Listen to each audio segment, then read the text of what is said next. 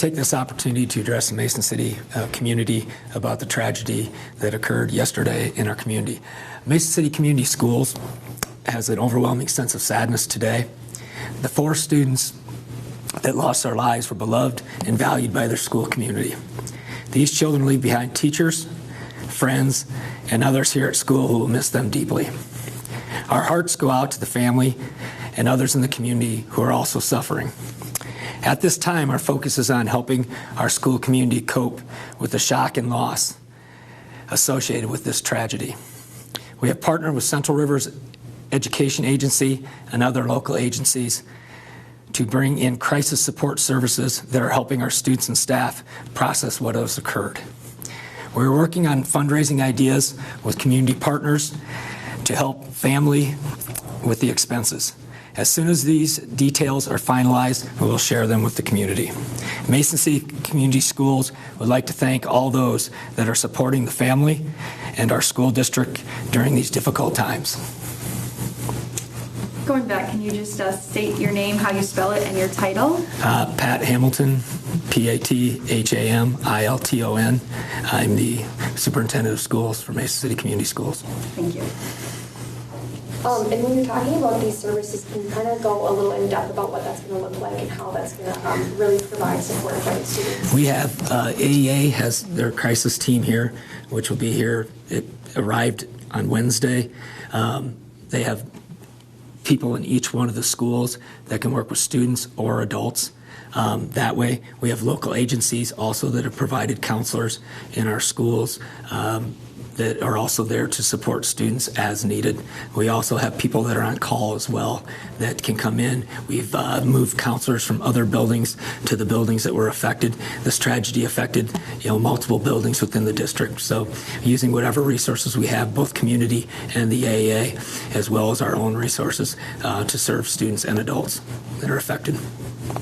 Can't imagine how difficult the last day, 2.5 has been for you guys. Can you speak on the emotions of student and staff in the building and kind of how everybody's doing? Well, I mean, obviously the suddenness of something like this, it happened yesterday morning. Didn't even know all the details of it till later in the afternoon. And then, students come to school and a classmate's gone. A teacher comes to school and a student is gone.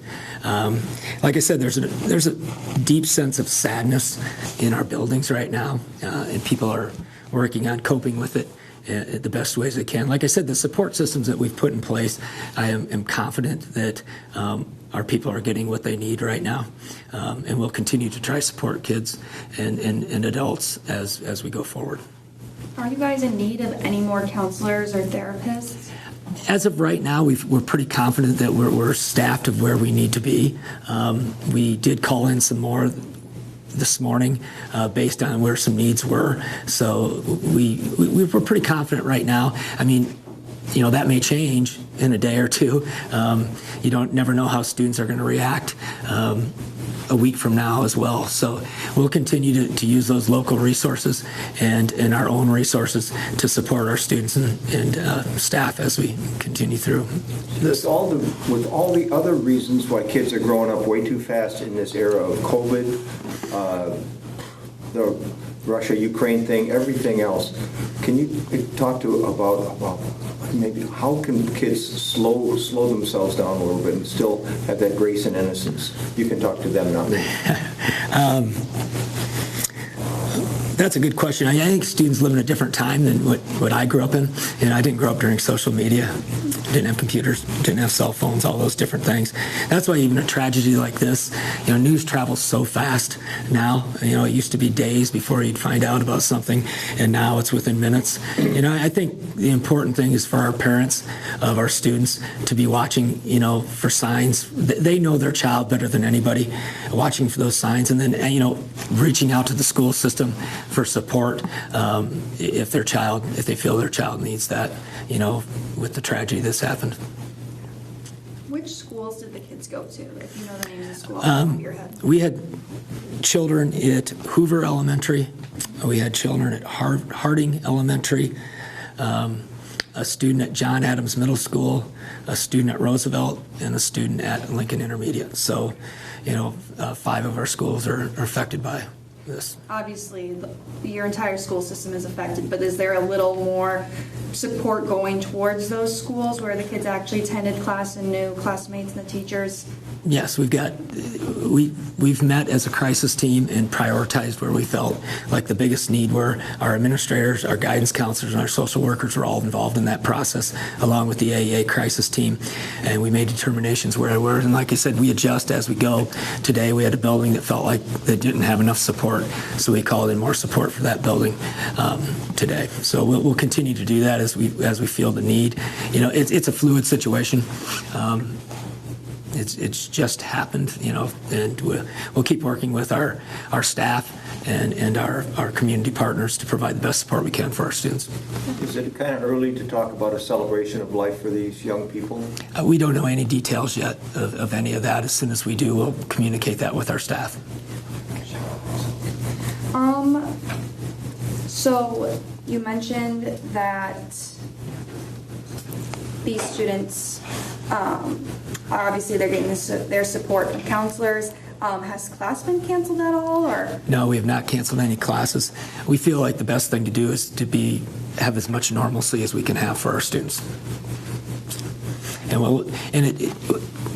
we want to support those that need it at the time. And for some students, normalcy is the best thing. It's like getting into a routine and those different kinds of things. If somebody needs other than that, then we have people there to support them. And you said that you, as a school district, are working on a type of fundraiser to give back to the family that was affected. Is that correct? Well, we'll be working with community partners as early as tomorrow morning to look at, what can we do as a district. We have a very, very caring group of adults in the district that all want to do something. What we'd like to do is kind of coordinate it as a district approach to it. So we'll be working with, and it's a very caring community with many people that want to help. So the more we can coordinate it as one group, probably the better it'll be. So. Did you know any of these little guys? Not personally. I just arrived in July. I just started the job in July. So, but I mean, there's students that were out throughout the district, and like I said, our administrators and our teachers and para-educators, bus drivers. We have a lot of people affected by this. A lot of students affected by this, and there is a definite sadness in our district right now. The loss of 4 students is devastating to any district. Any more questions, guys? Anything else that you